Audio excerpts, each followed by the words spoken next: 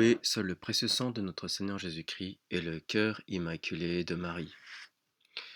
Chers auditeurs et chères auditrices, je fais cette 34e chapitre qui s'intègre dans l'interprétation de l'Apocalypse. C'est en rapport avec la conversion des Juifs. C'est une suite, ce 34, au numéro 33, non seulement par rapport aux chiffres, mais aussi par rapport à l'idée, par rapport au dernier chapitre, où j'ai nommé mon titre La bombe, la conversion des Juifs, qui symbolise, en fait, qui précède la venue de l'Antéchrist, à juste raison. On parle d'ici de conversion, mais de conversion à quoi? Il s'agit en fait de la conversion des Juifs au catholicisme, évidemment. Mais ça, c'est le but final pour eux. Mais avant tout, il y a quand même une amorce. Et pour l'instant, nous pouvons constater que les Juifs messianistes, euh, ne sont pas les Juifs messianistes, c'est-à-dire qui attendent le retour du Messie, qui l'ont toujours attendu. On ne parle pas de cela. On parle des Juifs messianistes chrétiens, entre guillemets et entre parenthèses. C'est-à-dire, en fait, des Juifs qui mettent le nom Jésus sur le mot Messie. C'est-à-dire qu'en fait, ils sont certainement imprégnés de la doctrine hérétique protestante et évangélique, du fait, je parle ici surtout pour les Juifs américains, du fait que notre Seigneur Jésus est déjà venu. Ça, ils le savent, ces Juifs messianistes chrétiens, puisque sinon ils ne s'appelleraient pas Juifs messianistes chrétiens. Donc, ils le savent, et en plus, ils n'auraient pas non plus des disputes avec d'autres Juifs qui ne sont pas eux, qui ne s'appellent pas messianistes chrétiens. Donc, tout ça pour dire, en fait, que pour l'instant, ils ne sont pas catholiques, ces Juifs messianistes, mais c'est une amorce. C'est une amorce à la conversion. Et pour donner plus de poids à ce que je dis, je vous cite le Père Lafont Santenac qui nous dit, en résumé, c'est dans le chapitre 11, en résumé, nous croyons, premièrement, que le retour des Juifs aura lieu longtemps avant l'apparition des deux témoins. Secondement, que cette apparition viendra au temps de l'Antéchrist, les deux témoins. Le retour des Juifs paraît en effet dans la 6e épître, et l'idée des témoins ne se trouve que dans la 7e.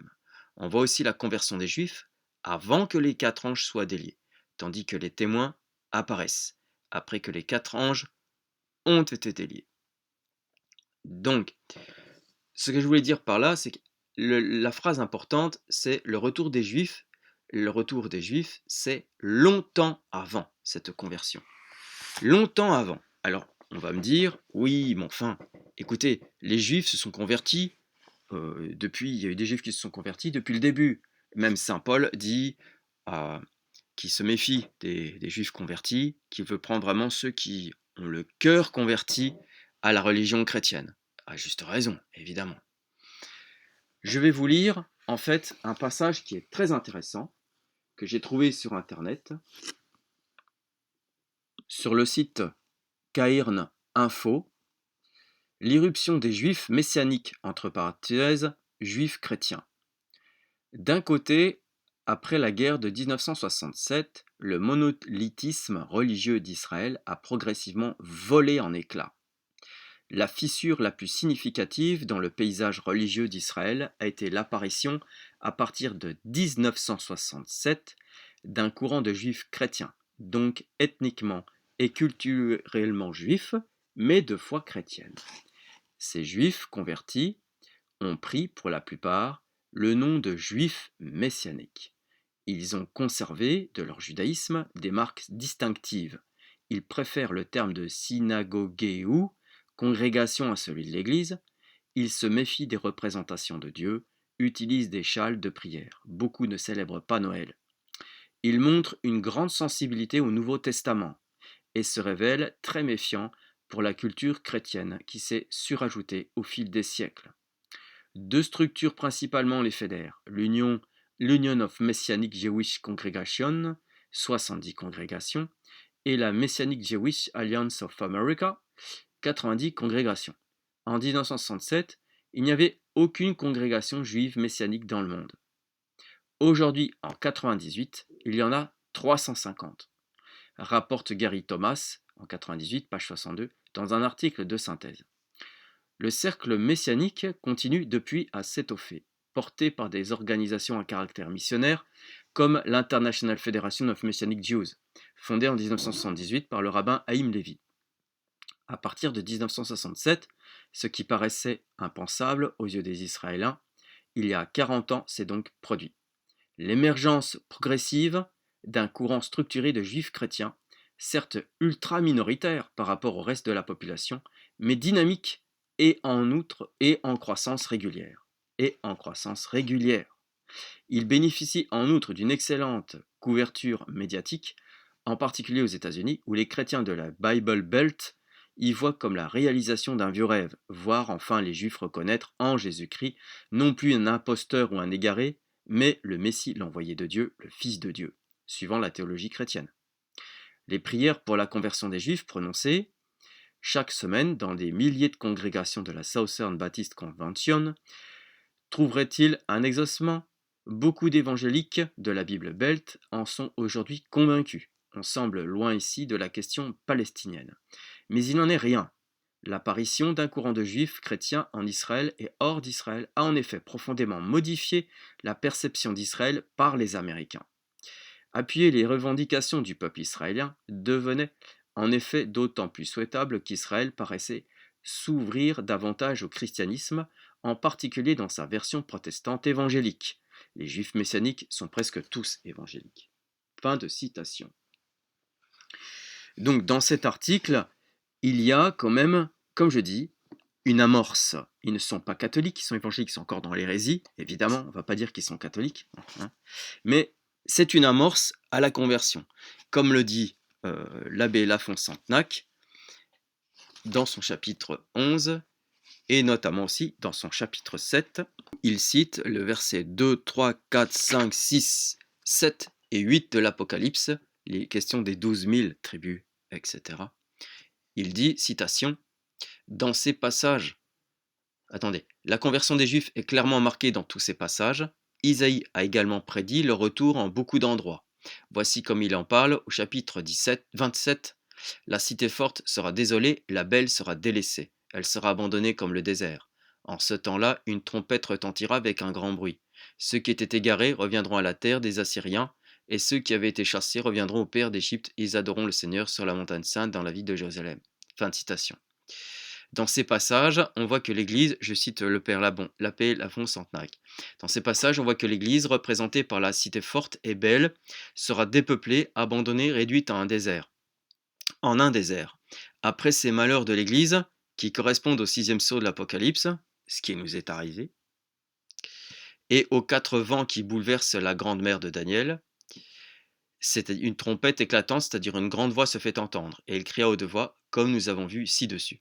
Et après le son de cette voix, ou de celle de la trompette, le peuple juif entre en foule dans l'église, appelée la montagne sainte, et Jérusalem voit s'accomplir les magnifiques promesses du Seigneur. La Chétardi appuie cette dernière opinion, il dit que Jérusalem est appelée la grande cité, Civitates Magnae, parce qu'il se peut faire que les Juifs rassemblés auront alors rebâti et remise en sa première splendeur.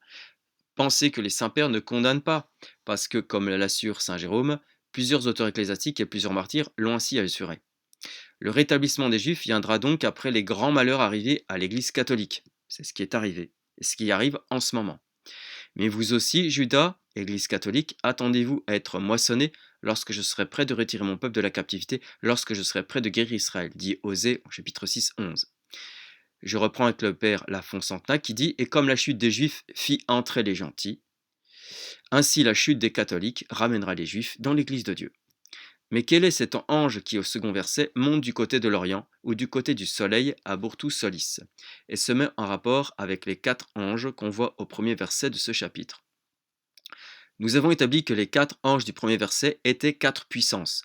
L'ange du second verset, que peut-il être lui aussi, si ce n'est une puissance qui s'élèvera en Orient et dont Jérusalem, convertie à la foi, deviendra la capitale? Les prophéties en faveur de Jérusalem le font supposer, et quelques pères ont avancé que l'Empire reviendrait à l'Orient. Ce qu'on appelle la question d'Orient serait donc un jour résolu en faveur du rétablissement des Juifs dans leur patrie. Et que voyons-nous? Fin de citation. Que voyons-nous aujourd'hui? J'ai appris qu'en fait que les Juifs demandent, depuis l'élection de Trump, demandent en fait un rapatriement général des Américains, des Juifs américains, en Israël. Les Juifs ne seront pas les seuls à réparer les pertes immenses que l'Église aura faites parmi les vieilles nations de l'Europe. Avec eux, une gentilité nouvelle embrassera la foi catholique avec enthousiasme, et ce qui est marqué par cette grande multitude que personne ne peut compter. Cette nouvelle moisson si belle et si abondante de l'Église est prédite par saint Paul dans l'Épître aux Romains, où il est dit, en parlant des Juifs, si leur chute a été la richesse du monde, et si leur diminution a été la richesse des gentils, combien leur plénitude encore davantage. Cette multitude revêtue de robes blanches est devant le trône, comme la mer de cristal. C'est donc avec raison que nous avons avancé que cette mer représentait les peuples de l'Église. Cette même mer de verre et de feu se retrouve au chapitre 15 et les vainqueurs chantent, comme ici, des cantiques à la gloire de Dieu et de l'agneau. Voilà pour ce qui est dit. La grande tribulation dont il est parti, la grande tribulation qui est citée dans le verset 13 et 14 de l'Apocalypse, c'est-à-dire, je cite l'Apocalypse. Alors un des vieillards prenant la parole me dit, qui sont ceux qui paraissent revêtus de robes blanches et d'où viennent-ils? Je répondis, Seigneur, vous le savez. Il me dit, ce sont ceux qui sont venus après de grandes tribulations et qui ont lavé et blanchi leurs robes dans le sang de l'agneau. La grande tribulation dont il était parti ici n'est pas la grande tribulation de l'Antéchrist, après laquelle nous n'avons plus à attendre que la fin du monde. Les grandes afflictions dont il s'agit sont celles du sixième sceau, et qui doivent être suivies du retour des Juifs et de la conversion des nations étrangères. N'oublions pas le sixième sceau, il l'a cité, le père Labon Santenac. Je reprends. Dans ces passages, on voit que l'Église, représentée par la cité forte et belle, sera dépeuplée, abandonnée, réduite en un désert. Après ces malheurs de l'Église qui correspondent au sixième sceau de l'Apocalypse. Voilà la citation retrouvée. Donc les grandes afflictions dont il s'agit sont celles du sixième sceau et qui doivent être suivies de retour des Juifs et de la conversion des nations étrangères. Ces peuples régénérés dans le sang de l'agneau qui paraissent devant le trône pour servir Dieu jour et nuit dans son temple sont les nouveaux enfants de l'Église qui vont pleins de zèle se nourrir enfin du pain de vie et que le torrent impétueux qui prend sa source aux fontaines d'eau vive inondera de ses joies et de ses délices qu'il n'avait jamais connues. Donc, par rapport à ce que nous avons lu sur le site Caïrn, ce n'est pas la prière des protestants ni des évangéliques qui a une conversion des juifs. Notez que cette année, cette conversion, on parle de 1967. C'est 2 ans après la promulgation de Vatican II. C'est juste avant le nouveau Sordo. C'est en même temps, en plein justement, dans cette grande débâcle et cette dépravation, cette apostasie générale de tout le corps ecclésiastique de l'Église. Ça tombe en même temps, cette conversion soudaine, cette amorce de conversion soudaine. On va dire que c'est pas une conversion complète, puisque pour qu'il y ait une conversion complète, il faut qu'ils adhèrent, les Juifs, aux enseignements de l'Église catholique, pour qu'ils soient catholiques. Nous sommes bien d'accord. Mais c'est une amorce qui commence en même temps de la chute de l'Église, et ce qui corrobore tout à fait avec donc cette interprétation que le père Lafont Santenac fait sur ce 7e chapitre, et cette interprétation concernant le 6e sceau, avec la conversion des Juifs qui suit par ailleurs. Je vous relis ici le passage du chapitre 11 maintenant, si vous voulez bien, sur le retour des Juifs qui précédera l'apparition de l'Antéchrist, du père Lafont.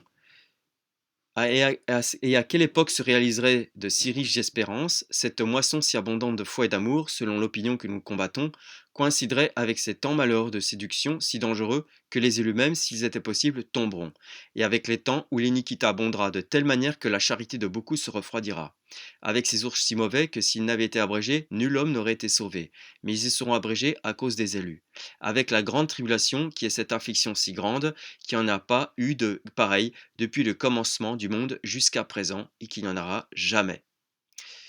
Je fais une parenthèse.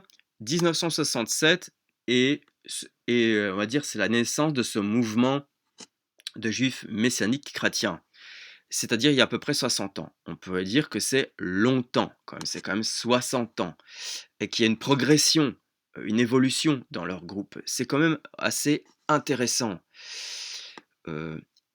L'abbé Lafont Santenac dit que rappelez-vous, par rapport à Enoch et Élie, nous allons lire après, je pense, c'est que Enoch et Élie ne convertiront pas les Juifs dans un temps de 3 ans et demi. C'est trop court. Rappelez-vous ce que disait l'abbé Lafontaine là-dessus. C'est trop court comme temps. C'est pour ça qu'il dit les Juifs commenceront à se convertir longtemps avant l'arrivée des deux témoins. Là, ça fait 60 ans. Donc on est vraiment dans cette phase-là. Je poursuis la lecture, si vous voulez bien. Et puis, où placer dans ce cas l'église de Laodicée, cette église tiède, cette église de vomissement, ce qui est arrivé, qui est certainement la dernière église et ne peut être que l'église des derniers jours. C'est exactement ce qui s'est passé il y a 60 ans. Parce que tu es tiède, que tu n'es ni froid ni chaud, je te vomirai de ma bouche. Voilà. Apocalypse 3, 16. Enfin, pour tout dire en un mot, la présence de l'Antéchrist, sa domination universelle fondée sur l'apostasie générale, dont il a été parlé plus haut, comment les concilier avec le triomphe pacifique de l'Évangile dans toutes les nations, avec les conquêtes de la foi plus brillantes pour quelques moments qu'elles ne le furent jamais. Ainsi, la simultanéité de la venue des témoins, de la conversion des Juifs et des gentils et de la présence de l'Antéchrist dans l'espace de 3 ans et demi est impossible, nous dit. Et oui, c'est impossible. Quand vous voyez qu'il faut qu'une amorce protestante à ces Juifs messianiques chrétiens, ces protestants, c'est évangélique. Donc on ne peut pas dire, mais ça ne peut pas être autrement non plus qu'évangélique et protestant. Puisque quand on voit ce qui se passe actuellement au Vatican, c'est un rebut déjà. Ça les rebute de voir ce qui se passe. Là, on va arriver à leur synodalité. Ça va prouver, en fait, ils vont prouver finalement que le pape ne sert à rien. Enfin, pour eux, pour les modernistes vont prouver que leur pape ne sert à rien, ne sert pas à grand chose. Ça va basculer en collégialité janséniste, en gros, dans cette hérésie-là. Donc, forcément, ça va être un repoussoir pour les Juifs. Donc, c'est là où, pour qu'il y ait une conversion radicale euh, de nos anciens frères, si j'ose dire, et un retour vraiment radical à la religion catholique, il faut qu'il y ait un pape qui arrive. Il n'y a que ça. Et un retour miraculeux du pape, et ce qui est prévu, justement, et ce qui est prédit dans l'Apocalypse, et qui a été soutenu par plusieurs pères, quasiment la majorité des pères, affirme le troisième ange, c'est-à-dire le retour du pape, qui va envoyer après en mission Enoch et Élie pour confirmer, et notamment Élie pour confirmer les Juifs dans la foi catholique. Voilà, pour les ramener vraiment, pour qu'ils sortent de cette amorce hérétique protestante, mais qui est une amorce tout de même, et qui est quand même optimiste pour la suite, et qui corrobore tout à fait avec les prédications de l'Apocalypse et l'interprétation de ce que nous a fait Lebert Lafontaine, que je vais terminer. La conversion des Juifs et des gentils étant impossible sous le règne de l'Antéchrist, et l'époque de la foi des Juifs ne pouvant être l'époque de l'Antéchrist, la venue des témoins ne peut pas être rapportée à ces deux époques différentes. Si à tort vous faites convertir les Juifs par les témoins, ne faites pas tuer ces derniers par l'Antéchrist. Si vous voulez que ce soit l'Antéchrist qui mette à mort Élie et Enoch, ne faites pas remonter leur venue à la conversion des Juifs, qui ne peut arriver au temps de l'Antéchrist, comme nous l'avons fait voir. Alors, quelle solution donnerez-vous donc à cette question embarrassante d'Élie et Enoch? Si Élie et Enoch devenaient faire un embarras, on peut nier leur venue, comme on fait de savants et de judicieux critiques. Mais les témoins ne nous causent pas le moindre embarras. Si on veut voir Enoch et Élie dans les témoins, nous y consentons d'autant plus volontiers que cette opinion nous semble plus probable. Si vous nous prouvez que Enoch et Élie convertiront les Juifs et les gentils, nous n'avons aucune répugnance à ne pas voir l'Antéchrist dans cette bête qui s'élève de l'abîme et met à mort les témoins. En effet, comme on le prétend, la bête qui s'élève de l'abîme dans ce chapitre est la même qui s'élève de la mer, celle-ci n'étant pas l'Antéchrist, comme nous le prouverons. Lorsque nous expliquons chapitre 13, nous n'hésitons pas à soutenir dans ce cas que la bête qui met à mort les témoins n'est pas l'Antéchrist. Mais il n'est pas sûr que la bête qui s'élève de l'abîme soit la même que le bête qui s'élève de la mer. Bon, là on retombe sur l'histoire de bête, oui, parce qu'une bête qui ne peut pas être sur l'une sur l'autre, enfin, l'Antéchrist ne peut pas être sur lui-même, c'est absurde. Donc là on retrouve en fait au chapitre 13, mais ce n'est pas l'objet de cette vidéo. En résumé, nous croyons premièrement que le retour des Juifs aura lieu longtemps avant l'apparition des témoins. Secondement, que cette apparition viendra au temps de l'Antéchrist. le retour des Juifs paraît en effet dans la 6e épître, et l'idée des témoins et l'idée des témoins ne se retrouve que dans la 7e épître. On voit aussi la conversion des Juifs avant que les 4 anges soient déliés, tandis que les témoins paraissent après que les 4 anges ont été déliés. Voilà pour l'objet de cette vidéo qui complète en fait la 33e. Je ne dis pas donc ici publiquement que les Juifs sont déjà convertis, alléluia, au catholicisme, c'est pas ce que j'ai dit. J'ai dit que c'était un début, une amorce, je veux dire, et qui prouve davantage avec ces textes-là à l'appui que nous venons de lire, de l'abbé Lafont-Santenac, qui est quand même théologien, rappelons-le, et docteur en théologie, qui est tout à fait pertinent et nous prouve que la venue de l'Antéchrist se rapproche à grands pas. Gloria in altissimis Deo et in terra pax hominibus bone voluntatis.